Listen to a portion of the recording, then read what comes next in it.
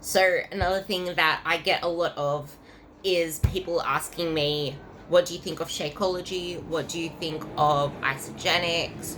What do you think of Optifast, OptiSlim, whatever the shake is? Now, my question usually is, why asking the question, like, what do you want to achieve out of it? Obviously, they're going to say weight loss or something like that. But asking the question and asking the questions to yourself, it's really powerful. It's like you're getting yourself to think and reason your logic with your emotion, because our emotions are so much stronger than our logic. Like, common knowledge isn't so common when your emotions are at a peak, because emotions always win. That's why you can have all the willpower in the world and you can still get defeated and give in to this and that if you don't already have the discipline and the environment around you. Like, you could think that you have really strong willpower and then come home stressed out, fatigued, tired, and you see your favorite food on the table, whether it be pizza, ice cream, chocolate, whatever it is, and fall at your knees. So why do you want to take this shake? Weight loss. Most of the time. But what do you expect to get out of this shake? Is it, you think it has magical unicorn properties? You think that drinking it's going to automatically burn fat cells? You think that, I don't know what you could be thinking, but if you think about it, if you follow the instructions and it's like, okay, replace a meal with this shake, is this sustainable? Is this something that you can fit into your social life? Is this something you're going to enjoy? Is this something you see yourself doing in 3, 4, 5 years' time? Because the thing is, yeah, okay, cool, you could, all the diets work. Every single diet works. And if you're coming into a diet as a virgin, pretty much, and your health markers, your metabolic markers, all of that stuff are okay, you could see yourself losing like 5, depending where you're starting at body fat wise, you could see yourself losing 5 to 10 kilos. Short term. For the period of time that you stick to this Optifast, Shakeology, whatever the fuck diet. And then as soon as you start eating normally again, you haven't learned the habits, you haven't learned anything about nutritional content, you haven't learned anything about food itself, and you could see yourself piling that fat back on. Now, here's a fun fact for you. The fat that you lose, wherever you lose it from, however you lose it, when you put fat back on, you do not put it back on in the same ratio, in the same proportion, the same way. And if you overshoot where you started, you can actually create new fat cells. And the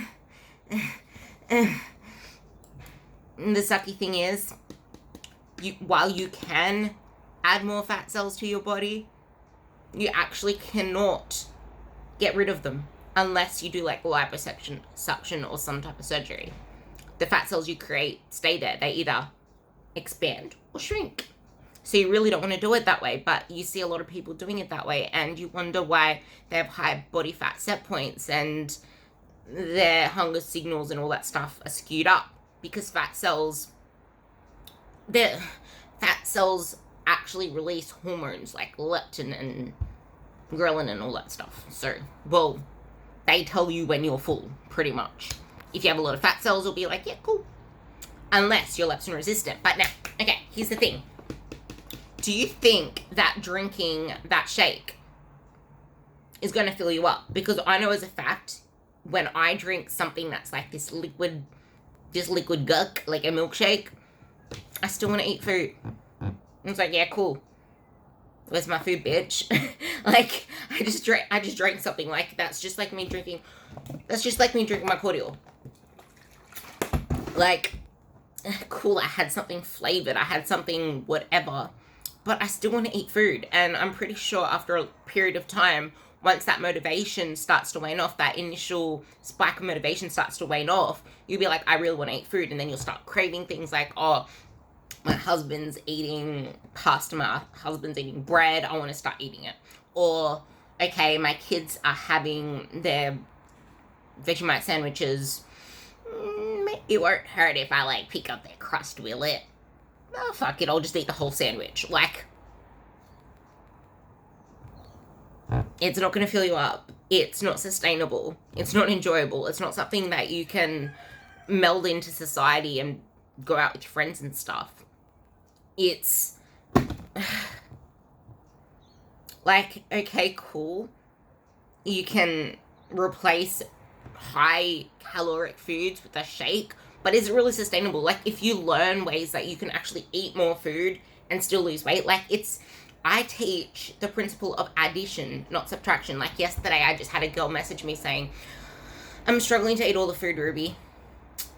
Like, and then I dealt with it. But that's usually the problem. Like, people come to me wanting to lose weight, but then they struggle eating all the food. And then after the conversation with her, she goes to me, well, the good thing is that I'm not craving high fatty foods. I'm not wanting any more food afterwards because I'm physically full. And I'm like, yeah, that's the point of it. Like, we don't want you to starve and we don't want you missing out. So she has the food she likes, and she also has the addition of veggies, the addition of high volume foods that are going to help her for her weight loss goals. It's that whole nutritional knowledge. It's being coached through it. It's being told, okay, you're going on the right path. It's having that, like, that's my job, to do the guidance, to do the coaching. But if you don't realize all this stuff that can actually boost you along in the, like, the reason this is so important is because it's the vitamin B, it's the vitamin D, it's the magnesium. They're things that help your liver do its natural detoxification purposes, and you need a functioning liver to help with all of the, like, hormonal regulations and metabolism. And then you need vitamin B and magnesium and vitamin D to also help with the actual metabolic processes, like breaking down carbs, breaking down fats, and providing you energy, like turning food into energy. And, like, stress plays into it as well. And if you're stressing out about the diet that you're on, or stressing out about being hungry, or stressing out in any type of way, like, dieting in itself is a stress, and then you add on all these other factors from lifestyle, that in itself impacts the way that you digest, assimilate food, and the way that you metabolize it. So keep that in mind, and ask yourself the question, what exactly do I want the shake to provide me with? Because something that you can do instead is think about a liquid meal. Protein, carbs, fats. Get protein powder. Much more high quality. Carbs, you can add in, like, fruits. Stuff like that. Fats, you can add in seeds. Get in your omega-3s. You can add in some peanut butter. Like, there are other ways that you can go around it. Probably ends up cheaper as well, and a lot more healthier for you, and a lot more satisfying. And instead of putting all that into a shake, unless you're really tight on time, you can make it into, like, a smoothie. It's thicker and it'll probably satisfy you more, like a protein smoothie bowl. Or you can actually eat the fruits. Drink the shake if you want to. Eat the fruits with the seeds. There's so many ways that you can play around with those three components of a meal that are going to satisfy you more and actually, I don't know, get you to your goals and teach you a little bit more about your body and the actual satiety effect. Like feeling full. Mwah.